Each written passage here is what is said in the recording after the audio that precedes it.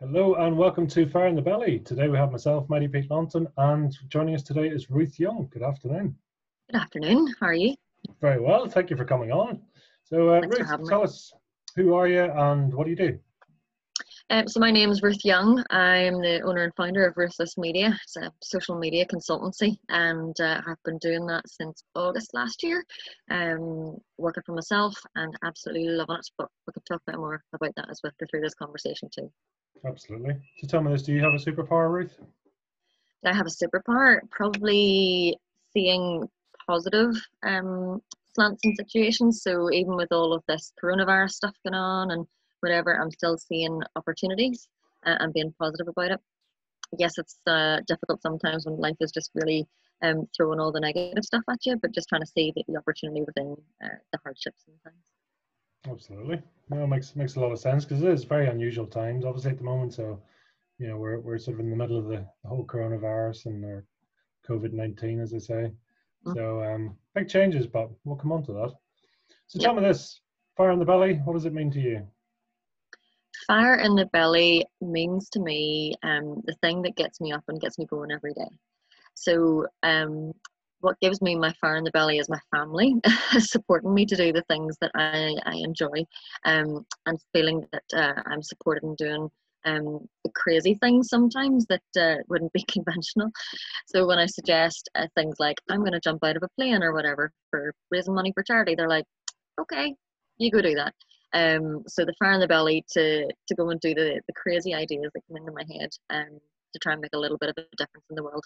Again, a positive difference in the world, not something that's going to bring other people down, but making a positive impact on the people around me. And when you say a thing, what do you can you explain that? Saying the thing that drives you. The thing that drives me. You're saying fire in the belly is the thing that drives you. It's so my family pretty much just driving me to achieve the things that I'm keen to do, and there are lots of different ideas that I have in my head at different points in my life, and I guess not usually very conventional, not usually mainstream ideas, but whenever I think that I'm going to do something, and I put my head to it and I get stuck in, I'm glad that I have my family support to do that as well. Yeah, so it could be any number of things, but I think we'll touch on a lot of that in this conversation as well as we go through the questions that you have for me. Absolutely. So tell me, where are you from originally there? Where'd you grow up, and talk to us about your family? I grew up in Glengormley, just north of Belfast, and went to school in Belfast, and then after that went to university in Belfast as well. Beyond that, I had my first full-time job in Banbridge, so I had to move out to Banbridge and live there for about 10 years, and now I am living outside Lisburn in the countryside, in Upper Ballinderry. So I've been a bit of a nomad in my time. Wow, fair play. So tell me, so for going right back to the start then, school for you, how was school and what were you like as a child? School, I look back on and I think primary school, generally very positive experience, but I also kind of think back to, I didn't feel like I had a lot of friends at that stage. And maybe again, it was just me being a wee bit weird or something, because I think I was one of those kids that maybe overthought things, and most of my peers would have been just getting on with playing games in the playground, and I would have been walking around the playground in circles just talking to myself, thinking about stuff. And then when I got to secondary school, took a couple of years, but I found a good group of friends, and we all clicked, and we're still friends to this day. I guess those friends are the ones who really sort of understood me and my interests and my personality, and I suppose as well they were all a little bit strange and weird. I'm sure they'll forgive me for saying that. But they all had their own unique quirks and interests as well. And I think having people who were keen to let you be you was really key to me becoming the person that I am today. Instead of feeling like I had to fit into a niche of some kind, or just to fit into an expectation that people had. So yeah, so while I was at school then, that positive experience in secondary school in particular, it's really quite sad to leave school, and try to hold on to a lot of those friendships, moving into university. Still do have those friends, obviously, but just not on that regular contact basis. So I find university a bit of a struggle then, just trying to form strong relationships with people when I had such really strong relationships with people in that sort of teenage years. Um, but generally, school, very positive experience. I was a bit of a science geek. Absolutely loved biology and chemistry and physics and all of that. Thought I was going to go into becoming like a forensic scientist or working in pharmaceutics or something like that, and saving the world with some grand idea of research or whatever. But that wasn't to be. Life took a slightly different approach, and that's fine. It's been a really interesting journey since then. But I think looking back and seeing how nerdy I was about all that science stuff and whatever, I'm still very interested in science as well. But just seeing how now I've become a different person altogether, it's been an interesting reflection to think, how adaptable people can be to situations, how adaptable people can be to their own interests as well, and how we can just see the world through lots of different lenses at different points in our lives. That makes sense. And so, just out of interest, then, you were academic at school. Am I understand that? To a point, yeah. I mean, yeah, I enjoyed school and everything. I wouldn't say I was like top student or anything like that. But I did enjoy school and I got a lot out of it, yeah. Was also wary of peers who didn't, but yeah, I was one of those lucky people who did enjoy school. What about outside of school then? Did you have many activities that you get into? Outside of school, mostly through primary school, I would have been into figure skating. You'd have seen me at Dundonald Ice Bowl pretty much every Saturday, doing loops and spins and jumps and all that. And still get asked by friends to take their kids ice skating because they don't want to do it. Not that I can do loops and jumps and spins anymore, but yeah, I that was part of my childhood. Then absolutely loved that, and doing shows every Christmas and things. And then moving into secondary school, I guess I got a bit more involved in being like a young leader in youth groups within my church and so on, and kids groups and clubs and stuff. And I spent a lot of time there. My dad was a youth leader with the youth club for a long time, so I guess that was really modelled for me by him, supporting young people and supporting the next generation. And that's maybe where one of my passions for supporting those coming behind came from my dad doing that and exempling that. But yeah, I was involved in supporting like a mums and tots group, and playing with little toddlers and things, and it was a Friday night club for kids, and would have done dramas and played music for them and stuff, and various other groups that I would have been involved with. It was mostly supporting children and young people in those sort of formative years. It's really quite socially outgoing, very supportive. Yeah, and I suppose at the same time always just looking to be the center of attention without being so obvious about it or something.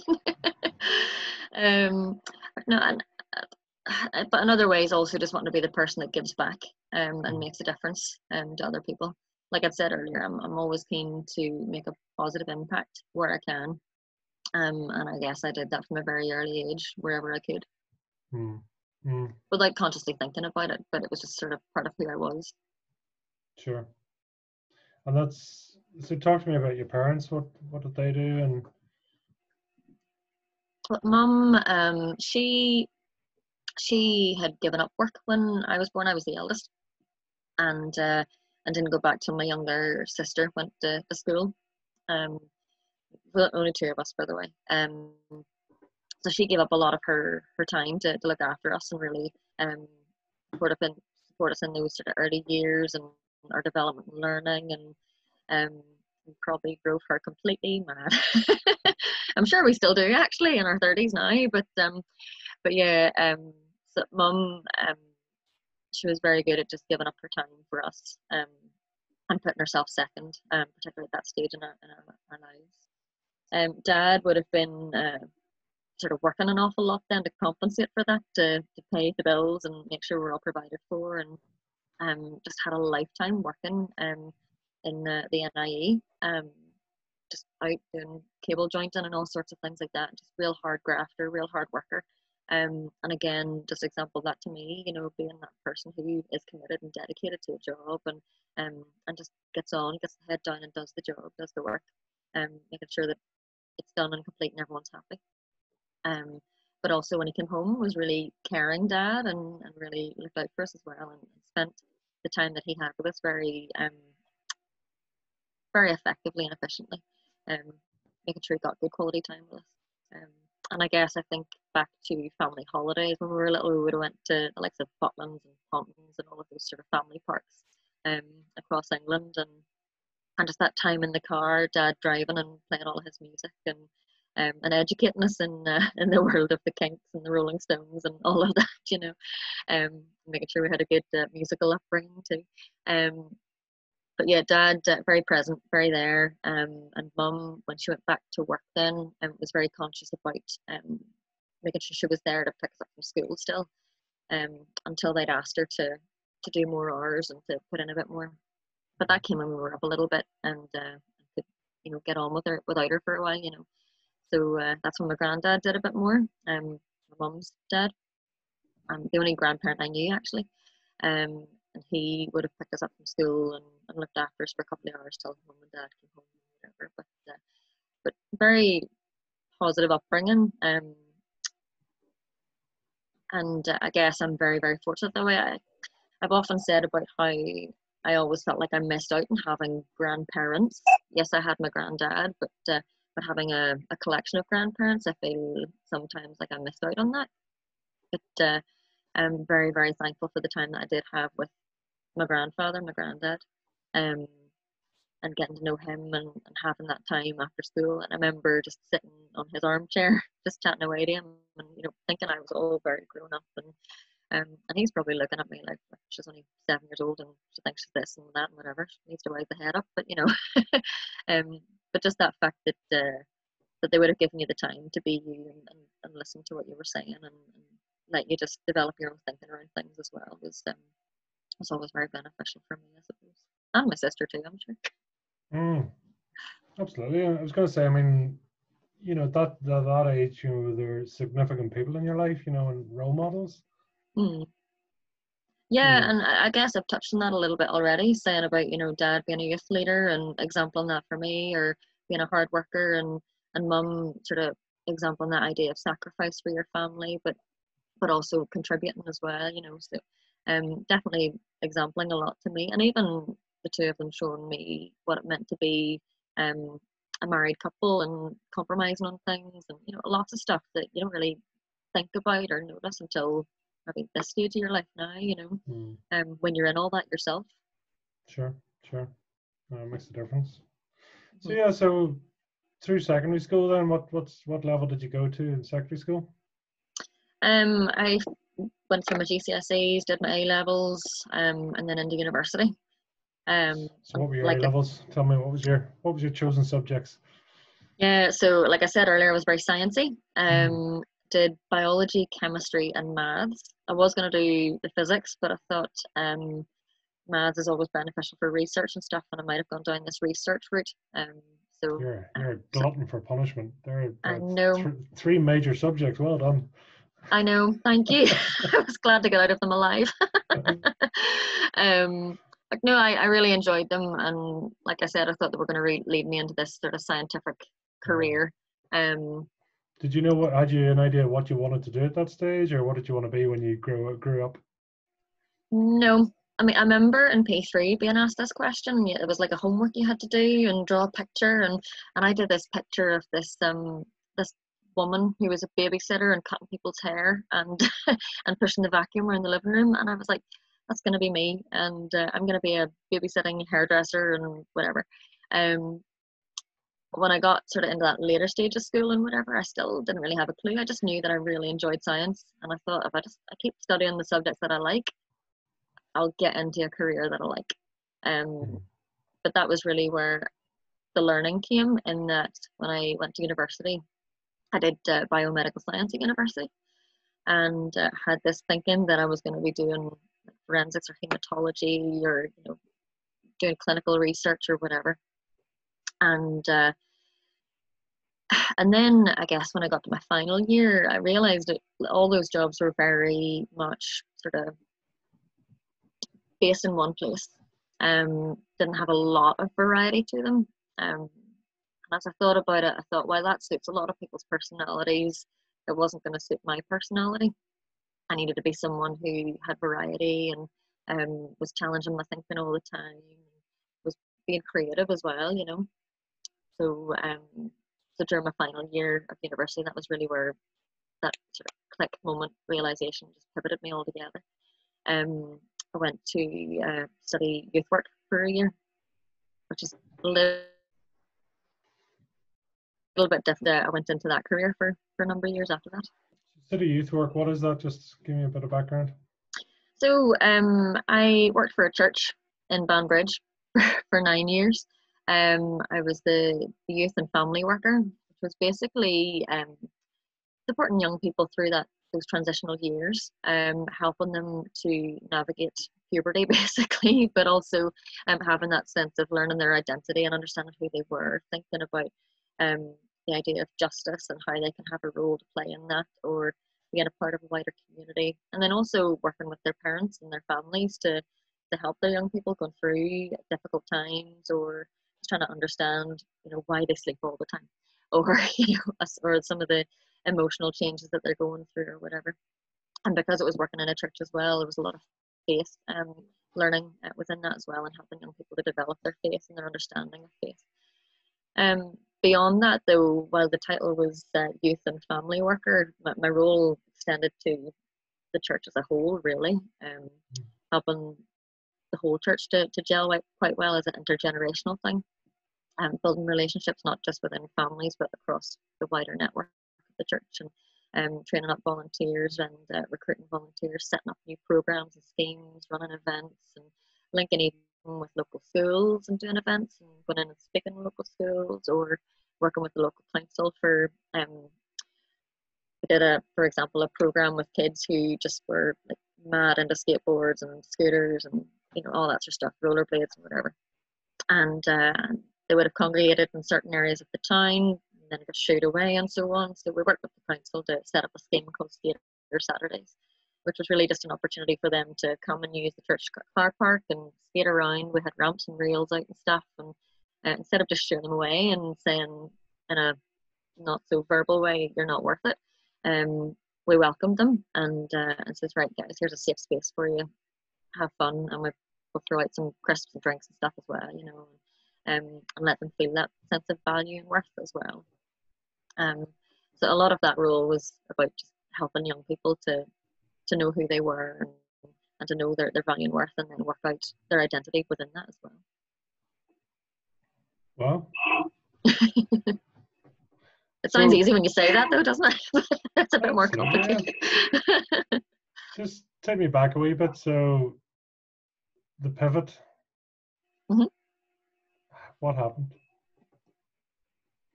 from biomedical to youth work? Yeah, Well, I guess from doing that degree, and I still look back and I think it was really interesting. I really, really enjoyed it. I kind of wish I could have found work in that field at that time. Probably there's stuff that I can think of now that I probably could have done if I'd been aware that they were possibilities.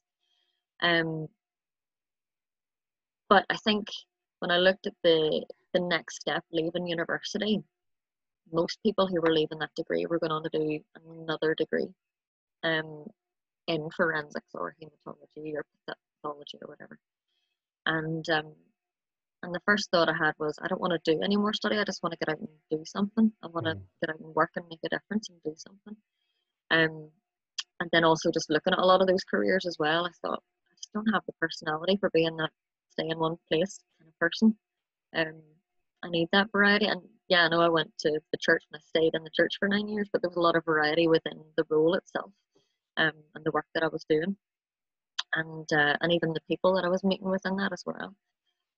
So I can't really pinpoint a specific moment. It was more just the realization that the next step isn't a step that I want to take, or at least the next step that I thought was to be the next step, was a step that I wanted to take. Like I said, there were probably other opportunities that I could have pursued, but I just wasn't aware of those at that time. Mm. And so in talking to my own youth worker at that time that I was volunteering with, she says, why don't you just do youth work then? You'd be really good at it. You're great with the kids in this group. And I was like, oh, I'd never really actually considered that.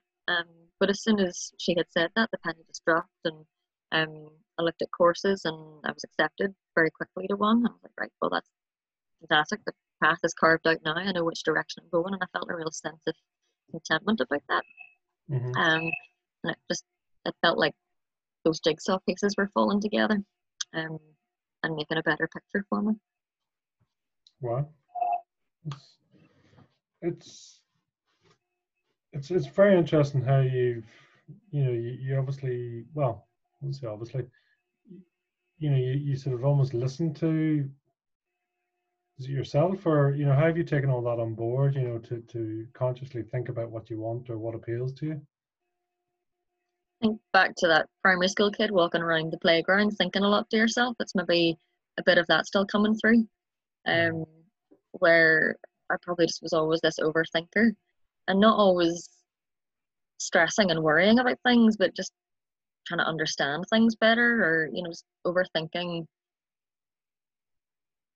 I don't want to say in a negative or a positive way, but just trying to make a better picture of what it all means or how it all goes together. And maybe that was part of that process then, when I was final year of uni, just putting a bigger picture in place and thinking, what do I want this picture to look like? How can I achieve that, or whatever,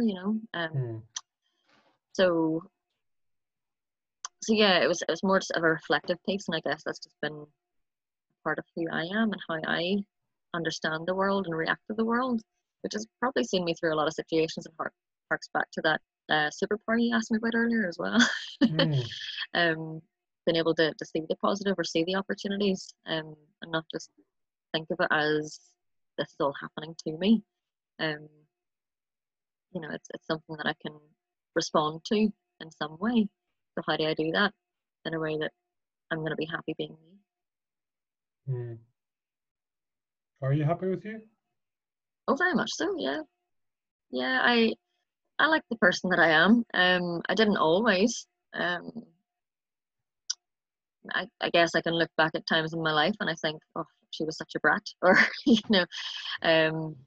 that was probably all part of growing up as a child or as a teenager, just trying to work out the world and myself and my identity and things. But at this stage of my life, I'm very happy with who I am, and happy that I have a family who are happy with who I am too, and feeling very content with where I am in life. It's not where I want to be long term. I have dreams and ambitions still, but just being content with what the situation is now. And I guess this situation we find ourselves in now, lockdown, stuck at home, and whatever, I'm kind of looking out the window and I see the sun shining and going, that's a great day then, we can get out and enjoy the garden. And I know not everybody has a garden either. We're very fortunate to have a garden. Some people, like, there's the positivity coming out again, that sense of being grateful for the things that I have, and it's probably that sense of gratitude that comes out sometimes without thinking, or even with this lockdown, thinking, oh well, here actually I could help Pete out with a podcast as well. Let's have a chat. So here we are today. It's opened other opportunities for things that might not have been there otherwise. I think if this whole coronavirus thing, COVID-19 wasn't going on, lockdown didn't happen, I wouldn't have got to enjoy the sunshine in the garden today with my toddler. And it's just taking those moments and being appreciative of what is there in the present. Absolutely. I've a burning question. Why do teenagers sleep so much? It's a hormonal thing. because their brains are well, when you think about the two phases of life where your brain is developing the most, first time is before the age of 3, and the next time is when they're teenagers, so everything's getting rewired, so their brain just needs more rest time to do that configuration. So while we're all getting angry at teenagers for not getting out of bed in the morning, it's actually very valuable for their development and might make them smarter. Looking for the positive. I love that. That's great. Values. What would you say are your values? My values, respecting other people. You might not always understand them, but I think trying to understand them as well would be another value, and that also helps with the whole respect for other people. They might not always do things that you like or you think are right, but realizing that you've also been that person where you've done something that's wrong, and you've had to learn from it too. So, and I guess as well, I support people who are really keen to learn and grow. And if there's ways that I can contribute to that, maybe I'm actually just saying my values as well without even realizing it, is giving to others, supporting other people, community, not doing things on your own. Because I suppose looking back at times in my own life when things have been in a darker place, I've definitely valued that sense of community, and I hope that when my peers or my friends and family have been in those darker places, that I have been that community that they have needed at that time as well. So, that sense of not doing things alone, and not letting other people do things alone. It's quite strong, you know, very giving by nature, it sounds, you know, very supportive, you know, sort of, you know, the respect, supporting others, and the giving side is all. Yeah, and I guess, I mean, you've just put in my head a thought about maybe I was about 16, 17, no, a little bit older than that actually. I was doing a bit of youth work volunteering on a website that had a forum of young people, just, you know, sharing their stories or playing silly games and chatting and all the rest of it. And quite often there would have been young people who would have come to me saying that they were having, you know, eating disorders or self-harm issues or whatever. And I just wanted to be that person to fix them and make it better.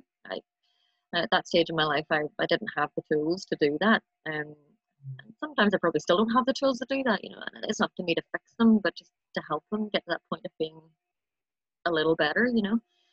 But I felt at that stage in my life, I had to be the person to solve their problems, because they weren't talking to anybody else, or at least that's what they told me at the time. And I think back to a couple of scenarios within that with some of those young people who it just became too much of a dependent relationship, where because I was giving so much, they sought so much more. And one of the big learnings in that at that early age was to be that giving person, but not to give all of yourself, because then you've nothing else to give. That you need to help them find the tools to get out of the situation that they're in as well. Because you can't do it for them. And I guess that's the same with a lot of things. It's not just with teenagers and some of those issues that I've already mentioned, but even, you know, maybe some colleagues in business now who are struggling, you know, maybe with cash flow or, you know, various other things, you know, that are going on right now. It's not for me to solve their problems, but maybe be the listening ear or the signpost to something that could help, or, you know, an understanding that again, giving doesn't mean giving all of yourself, and finding where the line is that's safe and healthy for you and for them to actually benefit from it all.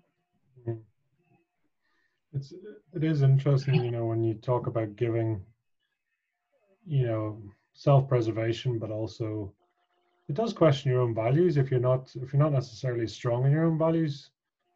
You know, and how it's a fine balance, I would imagine. Yeah, and I guess I mean, I felt the tilt of that balance in some of those scenarios is talking to those young people and things. I cracked one night. I remember mum and dad were keen to go out for dinner, and I was at the computer, and this person had said, "I want to take my life," and I was like, "I can't go out for dinner. I can't go." And I'm like, "What are you talking about? Why? Come on, we're going for the E date." And I just had to. I cracked, and I told them what this was about and whatever, and they kind of knew I was talking to people online and trying to help them a bit and be a listening ear and things, all of that. But I don't think they realised it was that extreme, you know. But when I cracked, it kind of hit me on reflection that I can't keep doing that, Mm. giving. Um, yes, you can give, but not all of yourself. And that was that sort of realization point, you know, and understanding that while my values, I suppose, are about community and so on, and supporting other people, that's not going to keep happening. Um, if I don't understand how I'm actually helping people in the long run. Because if I kept giving, they would never learn either. And they'd still keep taking, not just from me, but from everybody else that they're taking from as well.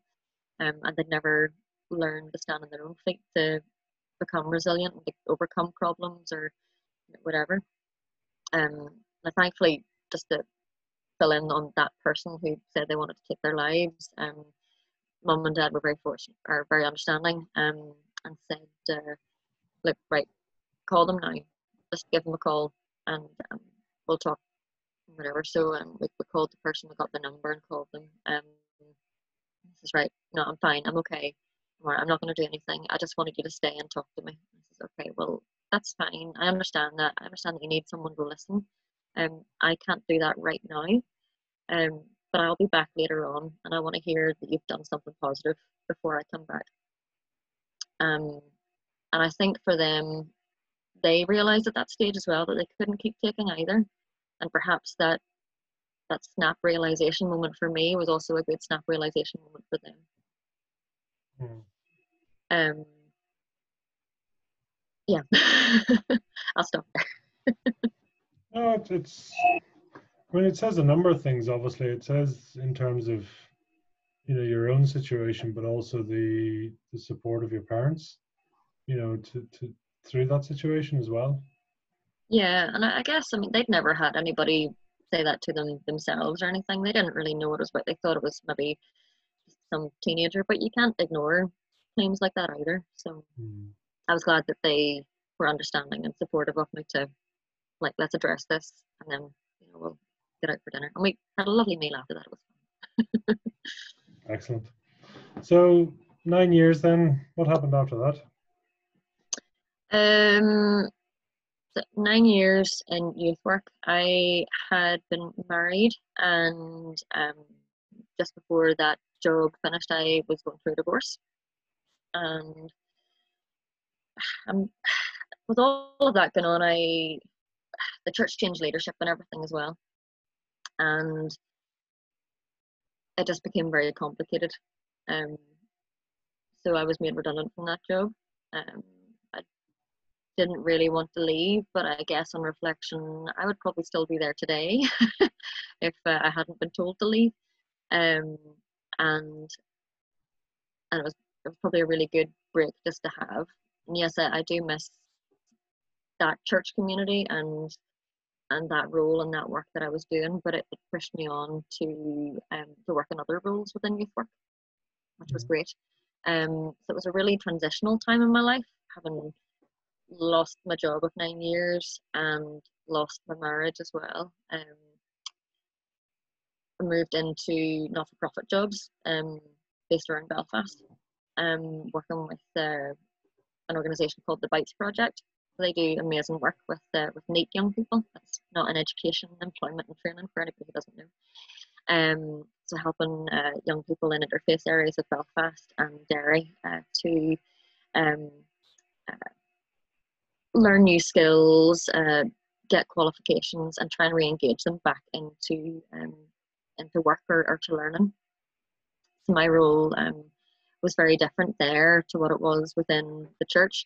Yes, it applied a lot of the skills that I'd been doing with the church and a lot of the the things in terms of event planning and program delivery and training for staff and volunteers and things. But it was a very different perspective, and I really enjoyed that challenge. But then funding, as it is with a lot of charities, was struggling, so I had to move on to other roles, and I guess I moved around that not-for-profit sector for about 5 years after that, and yeah, a lot of different roles, a lot of different challenges.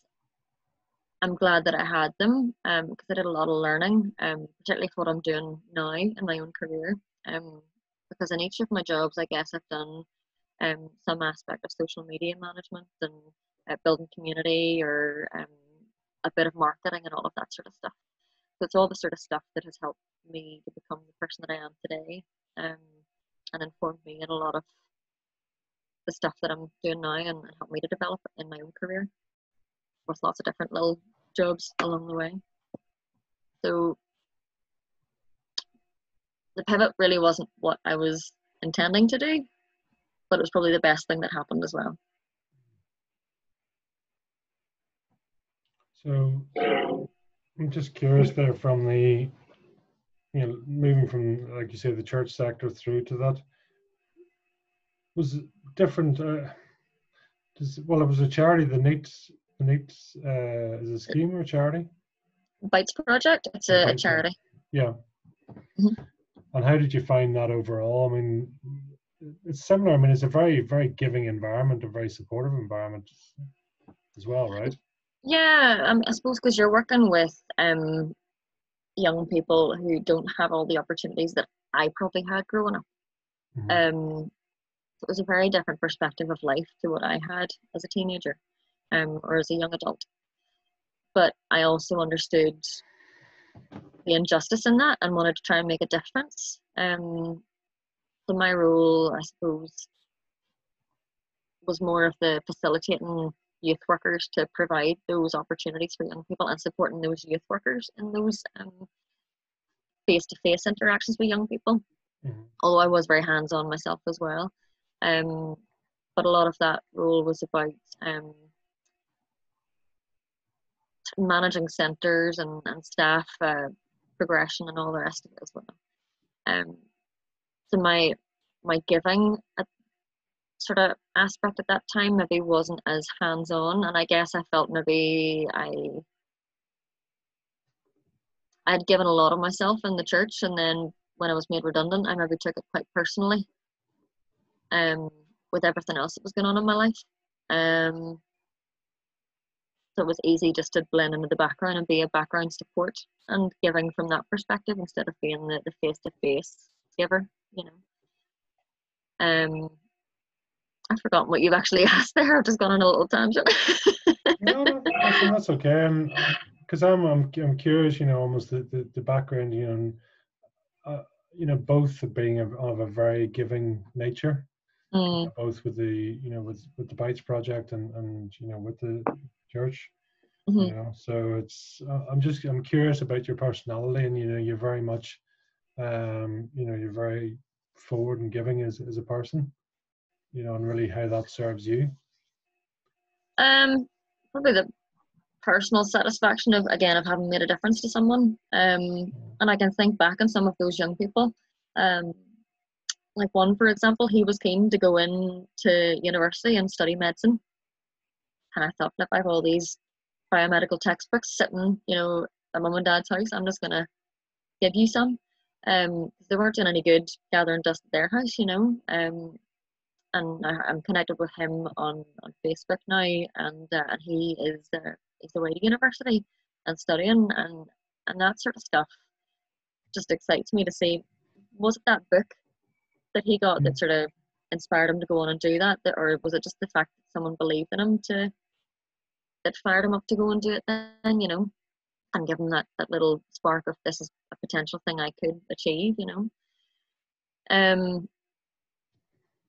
yeah, that giving thing did sort of come into play with that job. And then moving into my next job, I was with Young Enterprise for a while, and and that became much more of a working in schools and delivering training to help young people think about skills for work and for career and maybe running a business or whatever. And again, that's maybe that sense of passing it on, that learning I did from my dad, working with young people and supporting them in their development, but also just giving of myself. A lot of those young people running what's called the company program, where they get together to run a business for themselves. They quite often would have come up with ideas that were going to change the world, be it, reusable straws, or writing a book about kids who were going through cancer treatment, to understand what that was about, or a whole range of things that, they were so positive and passionate about, and being able to be a part of that and inspiring them to think that they could be the people who change the world was really exciting for me.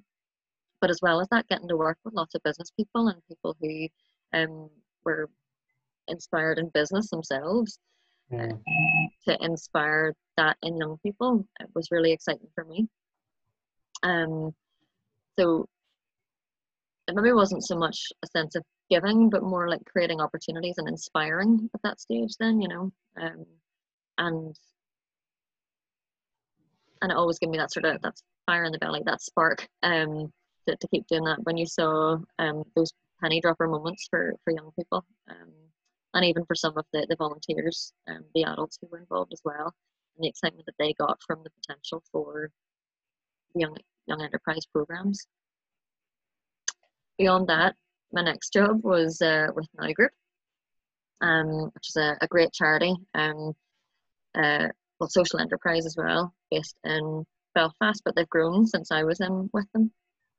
They support people who mostly 18 to 30 and have learning disability or autism, or just need that extra support, be it for employment or extra training.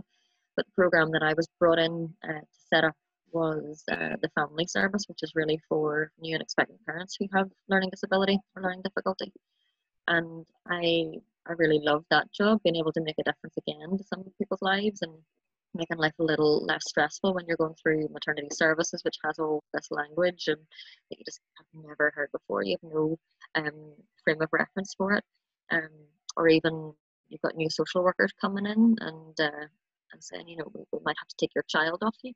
I don't know how you cope with that idea at the best of times, never mind having these extra barriers to overcome.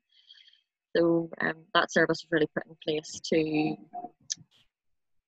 help those people understand things like risk and routine, or how to be a parent to a baby, and then as they progress and become young people and toddlers and so on, or children and toddlers and so on. So I really enjoyed that role. Again, I was a bit hands-on, but I was probably a bit in the background and still maybe recovering from feeling like I'd been too much in the front for a long time with the church role,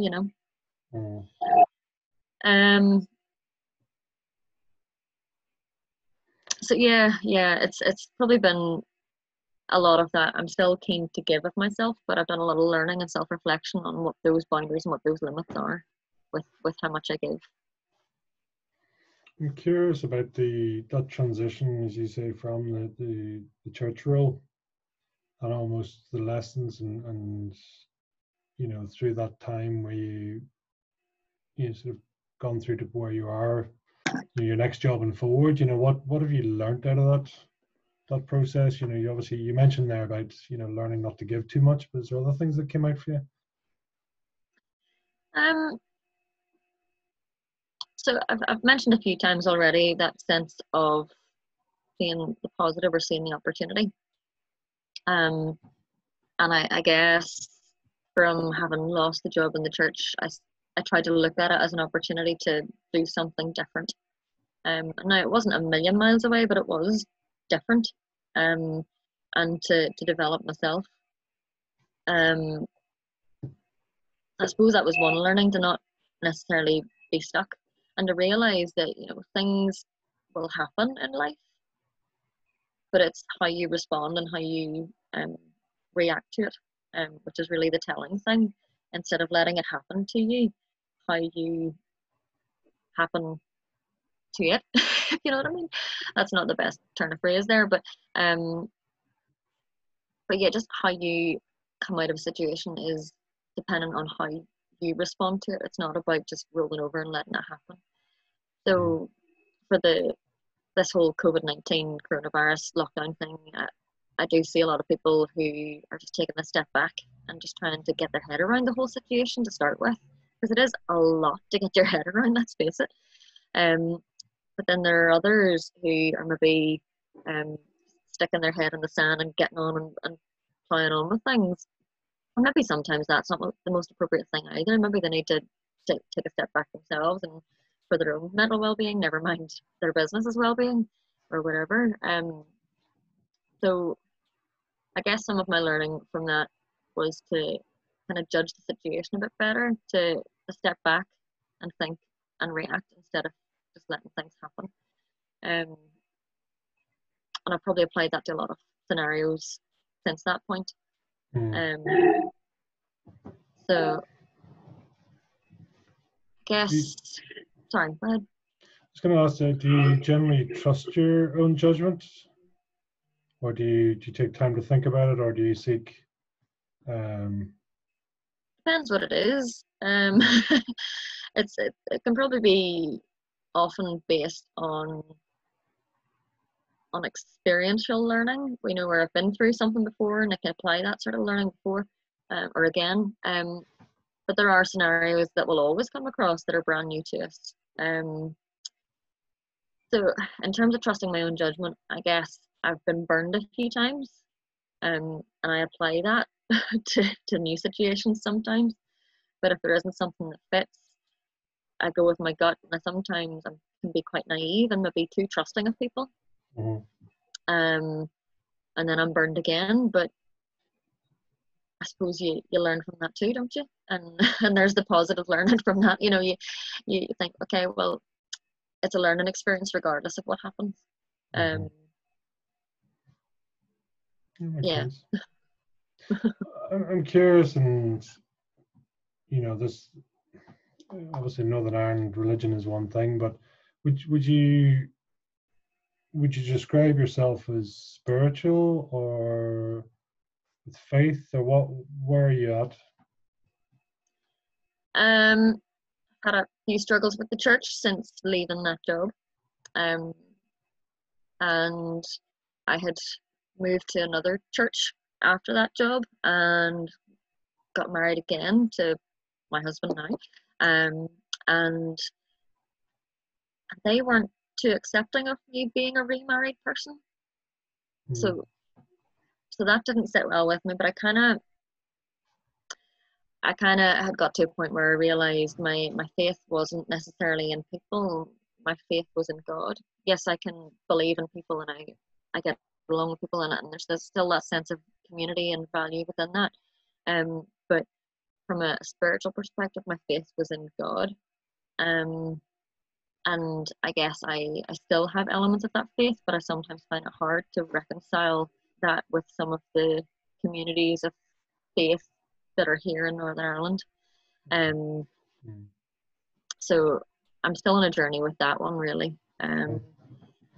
It's quite, I find it quite potentially a bit of an interesting crossover, you know, that's but like with the work that you do, it's almost, you know, your faith in God and not in the church, you know, and you know, our faith in the people. I think it's quite interesting that it's almost the same when you help people. It's the old thing: do you teach them how to fish, or do you give them the fish? You know, do you do it for them or show them how it's done? And it's almost the same with this. You know, the interpretation of a church, whatever subscription, might differ slightly from what your understanding or belief is as well. So, and neither's right, neither's wrong. Yeah, you know? Yeah, absolutely. And I guess I'm quite open to a variety of expressions of faith and everything as well, and people having their own thoughts and ideas within that. I don't ram my beliefs down people's throats or in their faces or anything anymore. I don't really think I ever did, to be honest. But I'm always open to conversations to understand people better and to understand their views better, and hopefully help them understand my views better as well. And just if we still part on different opinions, that's okay. You know, at least we've taken the time and we still respect each other, and can get on with our day then. Just to go back a bit, I mean, where do you see teenage? Because I mean, there seems to be, if I've understood this correctly, there's, you know, you've worked with a lot of sort of teenagers, youth type, you know, people. Mm-hmm. You know, what would you say their values are, and where do issues typically arise? Well, I guess just to fill in the gaps as well, after Now Group and setting up that program, I went back to Young Enterprise Okay. and worked with them for a while. And a lot of the values that you see coming from those young people, a lot of the passions come back to just changing the world. Like there's too much plastic in the ocean, or just the injustice of society in a lot of ways. Or even for young people, there's a lot of stress and strain about how am I ever going to make enough money to buy a house or just live. You know, as they look to the future, for a lot of them, it seems like a very bleak future. And I think for us, as adults, as grown-ups, we need to firstly hold their hand through that thinking, but also help them to reframe that thinking and think, well, how can you be the catalyst for change, and make it a better thing, um, and not to become so dependent on the worldly stuff like money or having a house or whatever. You know, to learn how to be content with who they are, and to value what they have within that. And I guess, like I said earlier, I'm happy with where I am in life, and that's probably where a lot of my thinking is now. I value what I have. Yes, it'd be nice to have more, but it's okay where I'm at right now.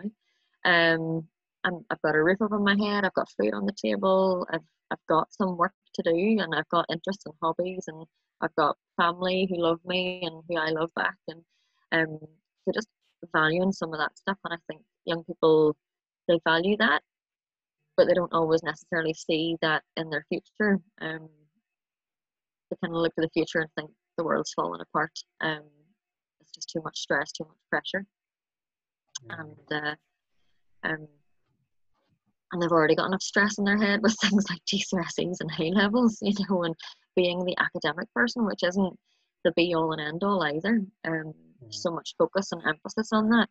And when I think back over my own education, yes, I really valued it and everything, but I didn't study youth work or any of that youth work stuff at school. You know, the academics didn't really come in to, you know, just being there for someone and running a program or, you know, all that sort of stuff. Yes, there was a level of having to be educated to deliver all of that, but I don't think it was the be all and end all. And I think helping young people to understand their value and their worth as an individual, and helping them to be expressive and creative is going to help see them through a lot more than just getting a career and getting a house. You know, it's going to help them through various scenarios, be it you know, having a heartbreak, or having to adapt to times like COVID-19 or coronavirus, or thinking about, okay, well, I need to I can't even think of another thing right now, but just some other personal situation, like they've lost a job. You know, how am I going to be creative about making money now or something, or how am I going to be creative about helping someone myself, you know, or I'd love to do a fundraiser for something. What am I going to do, or what's the next problem in my life that I'm going to have to overcome? How am I going to be resilient? How am I going to be that overcomer within that? That makes sense. So you went back then back with Young Enterprise? Yep. Yeah, it was a really good job. I really loved it. I was sad that I left it the first time. I was only in it the first time as a maternity leave job, so it was just a fixed term contract, you know. So when that opportunity came up again, I just jumped at it, and absolutely loved it. And to this day, now that I'm not employed by them as an employee, but I do some self-employed hours with them and deliver a bit of training. I also volunteer with them because I definitely see the value in helping young people to expand their potential beyond the academics, Mhm. and to develop their skills and their life experience, and to help give them something when they come to a job interview, to talk about, well, I was a part of this team that created this product and we sold it and we made this amount of money and I was the financial director, and all that sort of stuff. So helping to give young people extra strings to their bows, then I got 6 A's and 4 B's or whatever, so and again comes back to that Mm. sense of value and worth, and that they can contribute more than the academics. Just out of interest, and you talked on that, what advice would you give to your younger self? I did a video about this. I used to do YouTube videos years ago, and I did a video to myself, and it was kind of along that line of, don't just think academics are the be all and end all. Don't just, get obsessed about getting those 11 A stars. I didn't get that, by the way. I was nowhere near that. And don't beat yourself up when you don't get those grades. And I talked about just being open to the opportunities, opening your eyes and seeing wider than you think is possible. I guess when I look back to my mum and dad, they were both in employment and sort of steady jobs, long term, and and that was it with that generation generally. Being in a job, sticking it out, just doing the job, coming home, and that was it. So in that video, I did say about seeing the potential beyond what you think could be there, and looking for the unseen. Um, and I guess I'm only probably starting to see some of that now, and enjoying that journey. That sense of opening my eyes wider all the time and seeing the potential and being pushed sometimes to take those jumps, and look for the opportunities. So saying to my younger self then, to also be patient with yourself. Sometimes would have beat myself up about maybe expecting too much of myself, or like I wasn't good enough for helping that person or whatever it was, but to not beat myself up that I was a work in progress, and that we always will be. Strange questions just come to me. Do you think you have a calling? Calling. Mm. I used to think that I had a calling, and maybe that was sort of in my early days of working in the church and things as well, thinking I had this calling to make a difference to young people's lives and all of that. And I don't think I would frame it as a calling anymore. I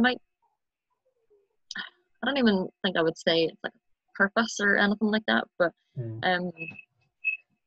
and I think that calling and purpose can change through people's lives as well, really. So at that time in my life, my calling probably was to support young people through those transitional years, and my calling now is maybe to be a great mum to my little boy and be with him in his very early years of his life. And that will probably change when he's up a little bit, and my focus right now is to be there for him and support him, and to get our family home set up and stuff like that. So we're working on hopefully building a house in the not too distant future, but things like that. That's probably my calling for now, but that will probably change in years to come. I did go through the divorce and so on a good few years ago. There, I was thinking, down the line, I maybe have to give back to other people going through this situation, because it's a horrible thing to go through. And at the time, while I had lots of great friends and lots of great family who were very supportive, and I will never not appreciate that, I guess they just found it hard to understand where I was coming from. So I guess I want to be able at some point in my life to give back to that. And at that time, and through all that, I wanted to be that person and help other people through that scenario too. So calling, I don't feel like I have a specific calling right now other than to focus on my family. But there's obviously room to change that and adapt it to something else on down the line. You were saying that it's a horrible thing to go through, and obviously that people don't necessarily understand. Is that? Just to Yeah, understand. yeah. I mean, I guess people break up all the time. Hmm. And we've all probably been through a breakup. I don't know very many people who haven't been through a breakup. And it's messy and it's horrible, but for the most part, you tend to move on quick enough. When it comes to divorce, there's lots of stuff to unravel and to sort through, be it going through the whole court proceedings or financial stuff, or if there are kids involved, or um, there's a whole range of stuff. Um, and for me, I went through a whole lot of like rejection and feeling unwanted, because he had left me, and and I there was just a lot of layers to peel back there. And within, I mean, that time of him in the process of leaving, he'd have said very negative things about me. I don't want to get into what they are or anything, but he'd have said very negative things about me. But it took maybe a few months for me to realize nobody else was saying this negative stuff about me. So there was a lot of layers to peel back there and thinking, well, what did I do to you to deserve this? And I, for a long time, thought that it was me. And I guess that's a lot of people going through situations like that, going, if I could have done this better, or if I could have done that differently. And it's not always like that. There's just a lot of stuff tied up in those things that it's very hard to navigate with your head sometimes. Never mind navigating all the sort of list of things, like, taking him off the deeds of the house, or making sure that the phone numbers are, redirected to your name or something, all that sort of stuff. All that tangible sort of stuff that you already have going on. There's just a lot of layers that sort of need sifted through, and even understanding that sense of that commitment that was made, with 2 rings and a promise and all the rest of it, is gone. And how do you reconcile that going forward into other relationships, if you're ever going to have another relationship? So yeah, I guess that was why at that time, when I knew it was really, really hard. I had also seen some people go through it, and they were quite supportive, but generally people who hadn't been in it, they were happy to listen, but they didn't really understand. And for the most part, were like, you'll get through it, you'll be okay, you'll be fine. It's not the worst thing that could have happened, and no, it's not the worst thing that could have happened, but it's still a really hard thing. I mean, they say it's one of the top 10 stressful things you can go through in life, and I can totally see that. And I guess for me, I also had that layer of losing my job within that, and losing my church community, and losing a couple of friends with that as well, who just didn't know what to do with the whole situation, and almost losing a house, and all sorts of things. There's just a lot of layers there that people don't really realize are going on for people in these situations. So where are you at today then? What's your young enterprise? Right. I was going to say, in relation to what? So, I know, just a bit of a change of direction there, but we tangent. Okay. Yeah. So I was in young enterprise when I came back from maternity leave, and there was one day I was first of all, introduce us to your son. My little boy, he's 2 years old.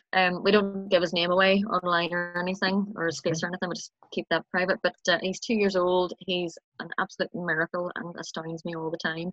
I know every parent says that. I totally get it.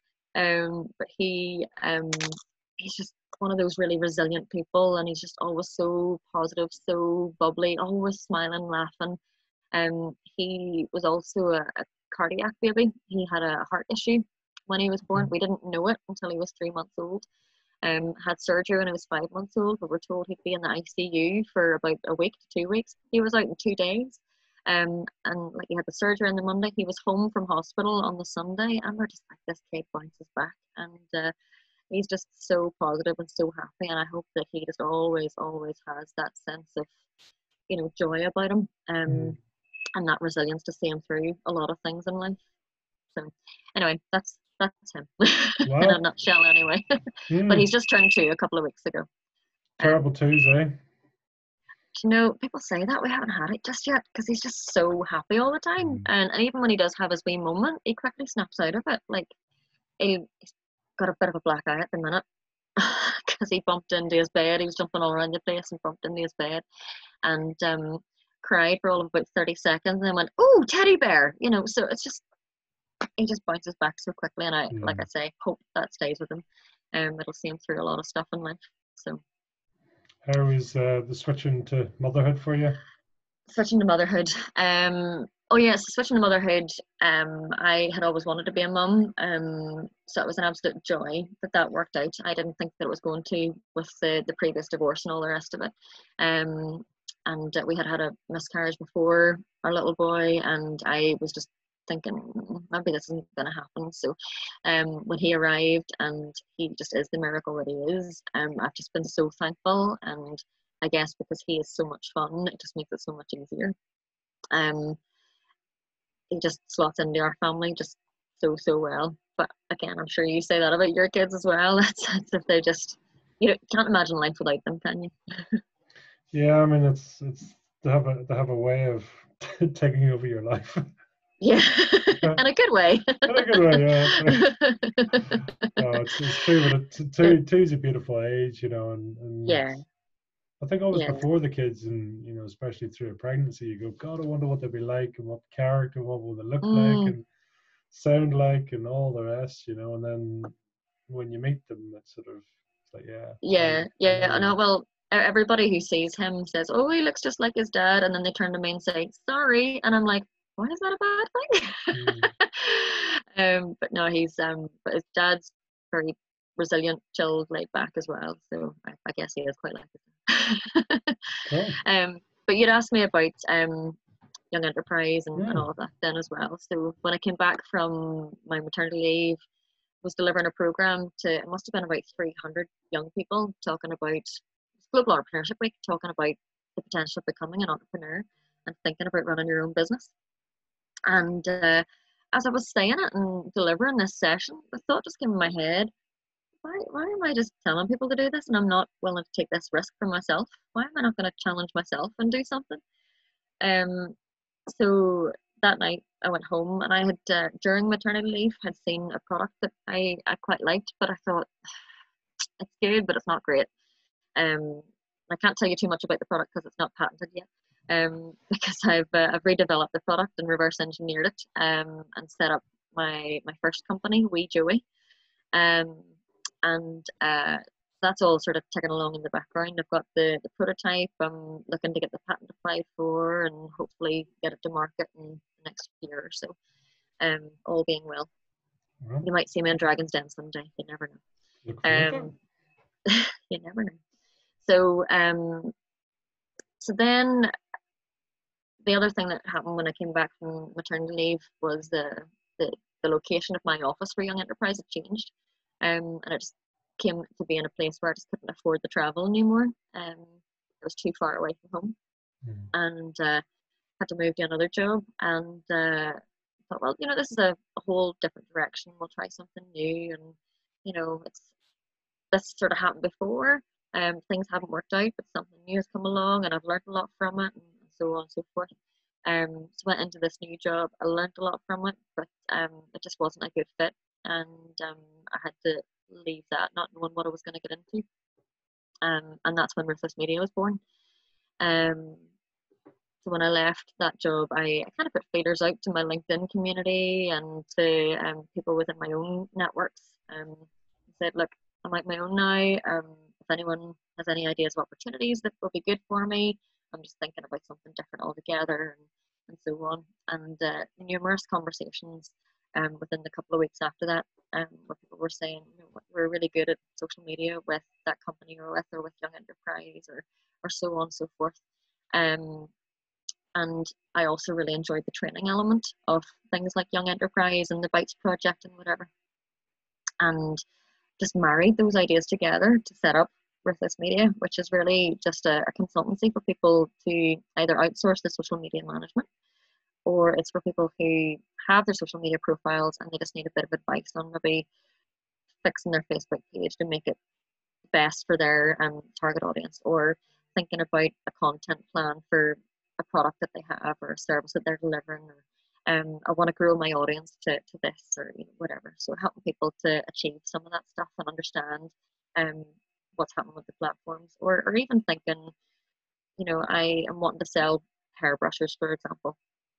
Okay, well, why are you using this platform? Maybe this is a better platform for you.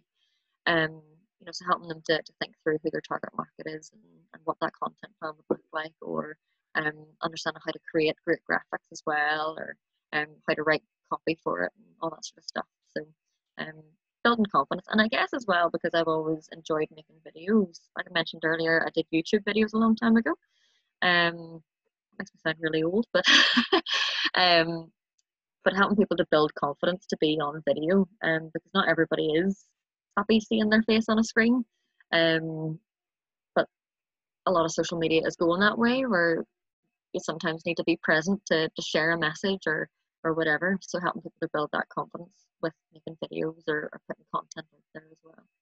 And I've really, really enjoyed it. So that's just been since August last year. I've really enjoyed being on this journey, and I guess part of the benefits of that is being able to work flexibly, because my little boy with his heart issue still has hospital appointments to check that he's okay. He is okay, but it's just as he grows and develops and all that, so it's good to have that flexibility. Good to sort of dictate, the times of the day that I'll be working, or even being able to say, yes, I could do a podcast with you, Pete, or that sort of stuff, and be the person who's in control of my own destiny at the end of the day. Because having been made redundant from the church, and then made redundant 3 times within the Bites project with the way funding was going and so on, I kind of also just thought I need to just be in better control of my own destiny in that respect, and not feel like I have to rely on somebody else to make things happen for me either. That's kind of what's brought me to the position that I'm in today then, with 2 businesses. I kind of find that quite interesting. You've it comes across as you get to the point of your current marriage, child, business, other opportunities in the pipeline and things like that, and you've almost gone from not a giving role to a getting role, or to it's almost like a production role, if that makes sense.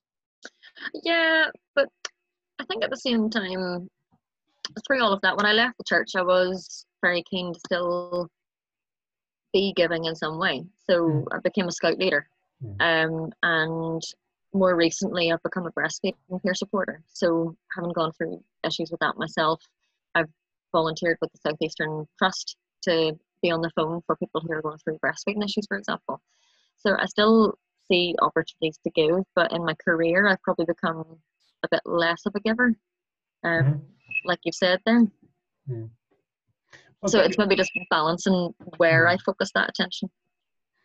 It's probably also the facts of life as well. I think when, it is the thing where you gotta protect yourself, and you gotta, sort of provide for the family and your kids, and provide that the best environment that you can for them. Yeah. And I guess I hope that in future, for the little boy and maybe potential other children coming through or whatever, they'll maybe look at mummy and go, oh well, mummy gave it a go, and mummy did her own business, and if she could do it, I could do it. And that's not to say that my parents never gave me that opportunity. I just didn't necessarily see that it could have been an opportunity until later in my life, so it's good to model that for him at this early stage as well, and having that flexibility for him at the stage of life that he's at right now. Is there anyone in particular that stands out as a particular sort of almost hero figure or significant person that you remember in your life? That's a good question. Well, I don't think I want to name anyone in particular. I guess I probably just think back to the hardest time in my life, that whole losing the job, marriage, potential fights, and all the rest of it. And I can think of numerous people who had helped me at that time, and when I thought I was losing the house and I had nothing, I had no furniture or anything, I put a message out on Facebook that says, look, if anyone has like a spare kettle or a spare bed or a spare anything, I will happily take it. I have very, very little here. Um, and there were people who would just turn up on my door, and one just handed me a microwave and walked away. And I guess when I think of heroes, I think of people probably like that, who are just so quiet in the background, just doing those things, reaching out and supporting people, not looking for the recognition for it, and just looking to make that difference in a really quiet way, which is probably another reason why I don't want to name names, because I know they probably wouldn't appreciate that boost and that elevation, you know. No, so I always find it interesting because, you know, for a lot of people it'd be parents or it could be teachers or someone they've met or whatever, you know, and you know, shaping of a life, and it's great. And you know, I think it's an interesting question as well, is, you know, who are you a hero to? Yeah. And I guess I've asked that question of young people in the past as well. You know, we look up to these role models, but who is it that we're passing it on to behind us, you know? Be touching that a little bit about, you know, wanting to support young people and help them in their own journey and discovery of who they are, not just in faith, but career and their personality and who they are as an individual. And I suppose that's at the core of what I have done a lot of my life. But maybe at this stage in my life, it's just a little bit different, you know, in terms of having a younger family and all of that. So yeah, that thought of who are you a hero to, I guess I've asked that a lot of people, but never really sat down too much to think about it, because I'm maybe like that person who brought the microwave. I don't want the attention really for, you know, being the person that has made that happen or whatever, or that specific moment, or I don't know. Yeah, so that makes sense. Positivity. It's a word that obviously it appears to resonate with you quite a lot. Yeah, and I guess it's maybe a bit of a buzzword these days as well. It seems to be everyone saying positive mindset and positive well-being and all of that. But I guess it's just been part of who I am generally. I look to see the silver lining. And in fact, Wee Joey, before I called it that, was going to be called Silver Linings, because it was all about the positivity as well, you know. But seeing the silver lining in situations and not just letting yourself become clouded with the big grey bit in the middle. And I think that's helped me become quite resilient, to overcome things, and also I suppose to maybe take the risks that I've taken and setting up my own businesses too. So having learned from some of those negative things and seeing the positive outcomes of that, it's helped me to think, you know what, I could take a bit of a risk. I could step out and try this, and if it doesn't work, you know, I'll always go back and get another job. It's not like I'm unemployable or anything. You know, it's thinking that it's not the be all and end all, and seeing that, you know, there's always something that can be a solution to the problem. Yeah. No, and not allowing yourself to remain stuck, basically.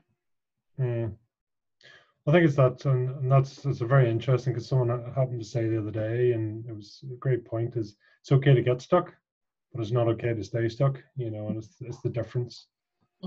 You know, we all get stuck at times, and you'll know from the kids as well, you know, that they'll find a problem, but by God, they'll find a solution too. Yes. Whether it's sort of climbing on a chair or manipulating mommy and daddy somehow differently, you know, they're absolute skills at that, you know. So in terms of the future, I mean, what way do you look at the future? Do you visualize? Do you goal set? You know, what's your thing? Yeah, so you and I have talked before about, you know, the start of this year, everyone was setting goals, you know, and thinking, oh, 2020 is going to be the year, we're going to do this, we're going to achieve that, it's going to be great. And boom, no, it's not going to happen. But but not necessarily. So I had set myself a goal for this year to provide social media support, advice, something to 1,000 people this year. Now, for some people, that's just they've got one quick question and it's one quick answer. You know, for others, it's a longer journey, and that's great. That's fine too. And I thought it was going a bit slow at the start of this year, but I'm still very early in business as well. Only really started in August. Probably didn't really get started till September. By the time, you know, everyone was back into like that school routine and not thinking, right, we can do something else now. So I wasn't that long in business to be setting myself that big a goal. And I got to the end of January, I think I had maybe about 80, and I thought, oh, this is going to be a really slow year, isn't it? But it's still doable, still doable. Oh no, sorry, that was the end of February. I only had 80. Still doable. And then got to the end of March, had another boost, and then everything all happened. We're where we are now, but I'm sitting at just over 200, and thinking, okay, yeah, maybe if you looked at the time scale, we should be a bit further along in achieving that goal, but we're still going to push ahead and try our best to achieve that. And I think sometimes we need to set ourselves hard goals that appear unachievable to actually strive to achieve something big at the same time. So I may or I may not get the 1,000, and that's okay because I'm working towards it, and I think that's part of what the core of it is, really, just to be aiming and working towards something, and to be proud of the achievements along the way, and to not beat myself up if I don't get that 1,000, to be proud of myself for actually working hard at that and achieving what I do achieve. It's interesting, and I think you probably answered the question, but you know, are you motivated more by going towards something or getting away from something? Probably going towards something, but I can also think of scenarios where I've been motivated to get away from something too. Yeah, probably the more towards something. I'm thinking not necessarily that I want this massive house in the countryside and 2 cars and 5 kids or whatever, that sort of thing. But maybe from the point of view of moving towards just making sure I'm content in life and happy with the situation that I find myself in. And even at that, I mean, there could be a stage in my life where, you know, we could be homeless or facing homelessness or something, or, you know, I'm back in that sort of scenario again. But thinking, you know, for as long as I have a roof over my head, that's okay. There can always be a better thing to move towards as well. And having those sort of goals of moving towards something instead of dropping something. Whenever it comes to Lent, I'm always that person who I don't give up chocolate or crisps or anything like that. I end up taking up a habit instead, like reading a book, or one year I wrote a thank you note to someone different every day. So working towards something that contributes more instead of just denying myself of something or running away from something, you know. So yeah, probably more of that then.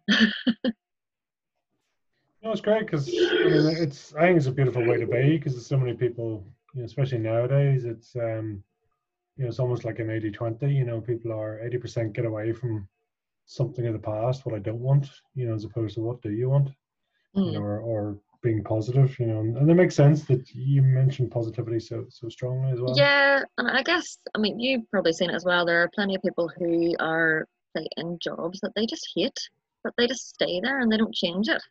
Mood hoovers. Yeah, so I guess some of those things can drive you to do something, or you can just complain about never having that positive thing, that thing that you really want, and never actually achieve it. So yeah, being the person that moves towards that thing is a much better way of thinking than being the person of moving away from it. So like you say, what are the things you actually want to achieve? What are the things that you want in your life? And how are you going to make it happen? What are the actions you're going to take to make that happen? And I guess in setting up Ruthless Media, some of my goals at that time were, like I said, to be in control of my own destiny, to be able to work my own hours and stuff, and be a bit flexible and so on. And in shaping that career, I've kind of achieved what I wanted to, and I've got the job that I really, really enjoy, and I'm doing the work that I love, and working with amazing people as well, and getting to meet great people like yourself every single day, which I wouldn't have otherwise, and I might have been sitting in a job unhappy otherwise, just complaining about it all the time. And that's not a great way to live. No. Do you still skate? No. As in ice skate. Yeah. No, whenever I was single, I did take myself to the ice rink a few times, and just feeling that sense of switching off, just doing something that I really enjoy was just really, really lovely. And I really do enjoy it.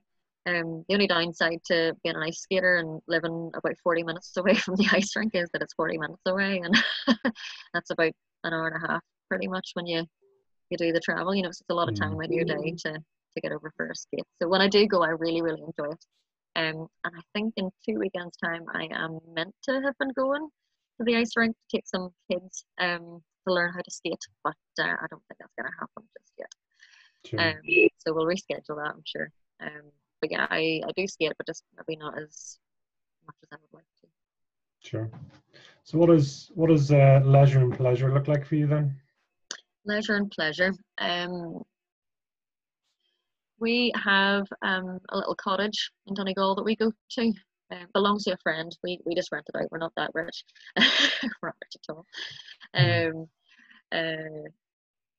we try to go there once or twice a month. Obviously not getting there at the minute, with the way things are and lockdown and so on. But part of that joy is that leisure and pleasure together, and just being away, getting time together, and getting big long walks on the beach. I have 2 dogs, and it's just good to let them stretch and breathe and all of that as well.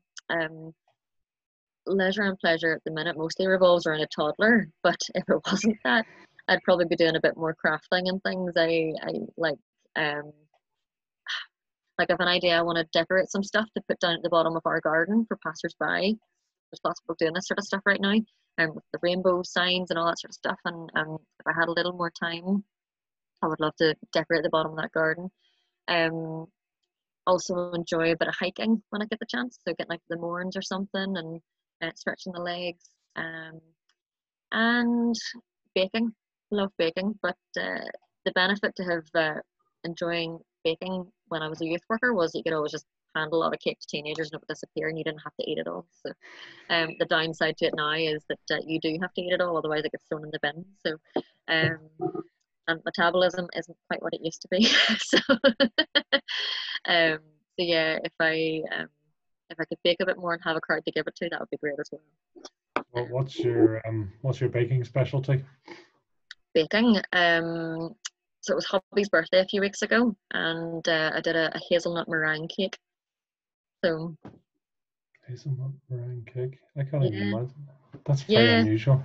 yeah. So there was no butter, no flour, just eggs, hazelnuts, and a bit of sugar. Wow. I'll have to share the recipe.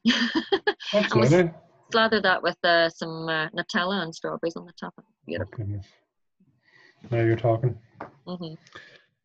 Is there any films, books, anything that would stand out for you that really, just stand out for whatever reason? I mean, I've always been a bit of a sucker for the Star Wars saga. Even all the new ones that have been Disneyfied and everything. But yeah, I guess part of that has been in that it brought me into a community called Following the Nerd for a number of years, which was really a group of guys, a couple of girls as well, who were into their nerd type films like Star Wars and Batman, Superman, all that sort of stuff, Marvel and all that, and that sort of sense of maybe the good triumphing over evil, and that sense of justice, and even in those bleak times, there's still glimmers of hope. and again, that probably resonates with the positivity and the gratitude and the seeing the silver linings and all too. So the Star Wars saga is probably the key to that. In terms of books, it was a book that I had read for GCSE English, To Kill a Mockingbird. Absolutely love it. And I guess that would be that idea of the injustice or the justice being served within that, or the acceptance of other people, or trying to get an understanding of walking in other people's shoes and so on, within the narrative of that. Probably was quite formative of me then as well, and helping me to think broader than just myself and my wee bubble in Glengormley, or wherever that was, and looking to understand other people's perspectives and walk in their shoes a bit as well, and work within that sense of community and acceptance and respect for other people. It's interesting. There's obviously justice, injustice, doing the right thing, and faith and all. It's really a quite strong pattern, underlying values for you, it seems. Yeah, yeah, I'll just agree with that. There's nothing more to say on that. Yeah, I'd say so. Mm-hmm. So tell me this, to summarize then, Fire in the Belly in like one or just a few words, what would it be for you then? Fire in the Belly, making a positive difference wherever you can. I used to have a sign by my door in my last house that said, whatever you do today, make someone smile. And I guess my fire in the belly then is to make someone smile, even if that's just with like a silly video. Maybe it's by putting my arm around their shoulder and saying, like, I'm here for you. Maybe it's by walking to someone's door and giving them a microwave. It's making someone smile in some way every day, and being a positive influence in the world, and addressing some of those things that you might do that are negative and saying that needs a change, to be a positive change maker in the world. Cool, love it. So we've interesting and lovely things coming up. So we'll look forward to hearing what evolves with this now. So it's exciting. Thank you. Ahead. And thanks for your time. I think it's been good to chat today. No, thank you. And yeah, we look forward to saying that. So keep in touch, and we'll hear more from you in the future. Have a good day. Bye. Thank you.